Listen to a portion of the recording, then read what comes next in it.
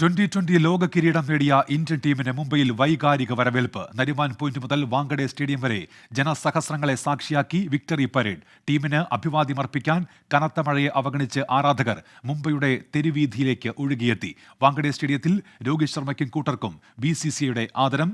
Sports ഡെസ്കിൽ നിന്ന് അനിൽ വാസുദേവ് ഇപ്പോൾ വിവരങ്ങളുമായി ചേരുന്നുണ്ട്. അനിൽ, നാടിന്റെ സ്നേഹം, രാജ്യത്തിന്റെ സ്നേഹം, അതാണല്ലോ നമ്മൾ ഇപ്പോൾ മുംബൈയിൽ കണ്ടുകൊണ്ടിരിക്കുന്നത്. തീർച്ചയായും ഉന്മേഷ, സ്നേഹാദരങ്ങളിലേക്ക് ഇന്ത്യൻ ടീം പറന്നിറങ്ങുകയായിരുന്നു. ഇന്ന് രാവിലെയാണ് ഇന്ത്യൻ ടീം ബാർബഡോസിൽ നിന്ന് എത്തിയത്. ബെറിൽ ചുഴലിക്കാറ്റിനെ തുടർന്ന് ഇന്ത്യൻ ടീമിൻ്റെ യാത്ര അല്പം വൈകിയതാണ്. 1-ാം തീയതി ഇന്ത്യൻ ടീം തിരിച്ചെത്തുമെന്നായിരുന്നു ആദ്യം പ്രതീക്ഷിച്ചത്. പക്ഷേ അതൊരു 3 ദിവസം നീണ്ടു. പക്ഷേ ആരാധകർ വളരെ സ്നേഹത്തോടെ കാത്തിരിക്കുകയായിരുന്നു. കാലത്ത് 6 മണിക്ക് ഇന്ത്യൻ ടീം വിമാനമിറങ്ങിയത് മുതൽ ആരാധകരുടെ വലിയൊരു നിര തന്നെ എല്ലാ സ്ഥലത്തും കാണാൻ സാധിച്ചു. ആദ്യം ഡൽഹിയിലും പിന്നീട് മുംബൈയിലുമൊക്കെ തന്നെ നിരവധി ആളുകളാണ്, പതിനായിരങ്ങളാണ് ഇന്ത്യൻ ടീമിനെ കാത്തിരുന്നത്. നേരെ ഇന്ത്യൻ ടീം 11 മണിയോടുകൂടി പ്രധാനമന്ത്രിക്ക് ഒരുക്കിയ പ്രഭാത ഭക്ഷണം കഴിക്കാനായി എത്തി. അവിടെ 1 മണിക്കൂറോളം നീണ്ട കൂടിക്കാഴ്ച. അതിനുശേഷമാണ് ഇന്ത്യൻ ടീം മുംബൈയിലെത്തിയത്. ആ ഉച്ച മുതൽ ഇന്ത്യൻ ടീമിനെ കാത്ത നരിമാൻ പോയിന്റിലും മുംബൈ വാങ്കഡെ സ്റ്റേഡിയത്തിൻ്റെ പരിസരത്തും സ്റ്റേഡിയത്തിലുമൊക്കെ തന്നെ ആരാധകർ നിറഞ്ഞു നിൽക്കുന്ന കാഴ്ചയാണ് കണ്ടത്.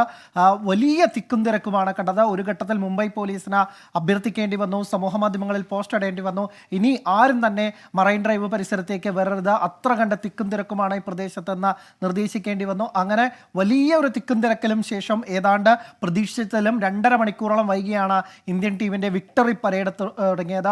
പതിനായിരങ്ങളാണ് ടീമിന് സന്തോഷമറിയിപ്പിച്ചുകൊണ്ട് അവരുടെ ആദരങ്ങൾ അർപ്പിക്കാൻ വേണ്ടി റോഡിൻ്റെ ഇരുവശവും കണ്ടത്. വലിയ തിക്കും തിരങ്ങും കണ്ടു. ഒരു വശത്ത് കടലെങ്കിൽ മറ്റൊരു ഭാഗത്ത് നീലക്കടൽ എന്ന തരത്തിലാണ് നമുക്ക് കാണാൻ സാധിച്ചത്. താരങ്ങളും അതിയറ്റ സന്തോഷത്തിലായിരുന്നു. കാരണം 17 വർഷം നീണ്ട കാത്തിരിപ്പിനൊടുവിലാണ് ഇന്ത്യ 2020 ലോകകപ്പ് നേടുന്നത്. അത് ആഘോഷിക്കുകയാണ്. അതിൽ മതിമറക്കുന്ന ഇന്ത്യൻ ടീമിനെയും ആരാധകരെയുമാണ് കണ്ടത്. എന്തായാലും ഇരുട്ടായി, പക്ഷേ മഴയുണ്ടായിരുന്നു. എന്നിട്ട് പോലും അതൊന്നും വകവയ്ക്കാതെയാണ് പതിനായിരക്കണക്കിന് ആളുകൾ ഇന്ത്യൻ ടീമിൻ്റെ ഈ വിക്ടറി പരേഡിനെത്തിയത്.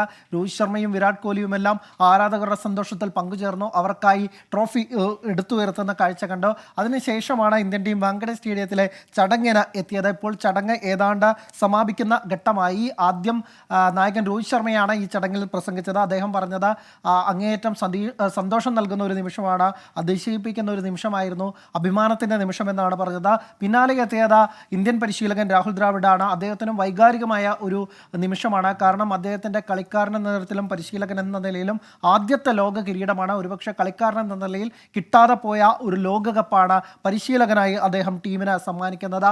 അതിന് ഇന്ത്യൻ നായകന് ആ കോളിന് വേണ്ടി നേരത്തെ ടീമിൻ്റെ ചുമതല ഒഴിയുമെന്ന രാഹുൽ പറഞ്ഞ ഘട്ടത്തിൽ ഇന്ത്യൻ നായകൻ രോഹിത് ശർമ്മയാണ് ഒരു ഫോൺ കോളിൽ അദ്ദേഹത്തെ വിളിച്ച് സ്ഥാനത്ത് തുടരണമെന്നാവശ്യപ്പെട്ട അതിന് അദ്ദേഹത്തിന് നന്ദി പറയുന്ന കാഴ്ച വീണ്ടും കൊണ്ടു. പിന്നാലെ വിരാട് കോഹ്ലി എത്തി. വിരാട് കോഹ്ലി രോഹിത് ശർമ്മയുമായുള്ള ആ ബന്ധം, അന്ന് ആ മത്സരശേഷം ഇരുവരും വൈകാരികമായി ഇടപെട്ടത്, അല്ലെങ്കിൽ കരഞ്ഞ ആ നിമിഷങ്ങളെക്കുറിച്ച് ഓർത്തുകൊണ്ടായിരുന്നു സംസാരിച്ചത്. പിന്നാലെ ജസ്പ്രീത് ബുംറയും എത്തി. ഇന്ത്യയുടെ ലോകകപ്പ് വിജയത്തിൽ ഏറ്റവും നന്ദി പറയേണ്ടത് ടൂർണമെൻറ്റിൻ്റെ താരമായി തിരഞ്ഞെടുക്കപ്പെട്ട ജസ്പ്രീത് ബുംറയാണ്. അദ്ദേഹത്തിനും സംസാരിക്കാനുള്ള അവസരം കൊടുത്തു. ഒടുവിൽ BCCI പ്രഖ്യാപിച്ച 125 കോടി രൂപയുടെ പാരിതോഷികം ടീമിന് BCCI പ്രതിനിധികൾ സമ്മാനിച്ചു. റോജർ ബിന്നിയും അടക്കമുള്ളത്. ഇപ്പോൾ ടീമിൻ്റെ ഗ്രൗണ്ടിനെ വലം വെക്കുന്ന താരങ്ങളെയാണ് കാണുന്നത്. നായകൻ രോഹിത് ശർമ്മയും നമ്മുടെ സഞ്ജു സാംസണും ഒരുമിച്ച് നിൽക്കുന്ന ദൃശ്യങ്ങളാണ് ഇപ്പോൾ നമുക്ക് ആ സ്റ്റേഡിയത്തിൽ നിന്ന് കാണാവുന്നത്. എന്തായാലും ഈ ചടങ്ങിന് ശേഷം ഇന്ത്യൻ ടീം വിശ്രമത്തിലേക്ക് പോകും. വലിയ ഒരു ദീർഘദൂര യാത്രയ്ക്ക് ശേഷം 14 മണിക്കൂർ നീണ്ട ഫ്ലൈറ്റ് യാത്രയ്ക്ക് ശേഷമാണ് ഇന്ത്യ എത്തിയത്. പക്ഷേ അതിലൊന്നും തളരാത്ത ആരാധകരുടെ ആവേശത്തിൽ അലിയുന്ന ഇന്ത്യൻ ടീമിനെയാണ് കാണുന്നത്. എന്തായാലും ഇന്ത്യൻ ക്രിക്കറ്റിലെ ഒരു ചരിത്ര മുഹൂർത്തത്തിലൂടെയാണ് ഇപ്പോൾ നമ്മൾ കടന്നു പോകുന്നത്. ഉന്മേഷ്. ശരി, അനിൽ വാസുദേവാണ് സ്പോർട്സ് ഡെസ്കിൽ നിന്ന് വിവരങ്ങൾ നൽകിയത്.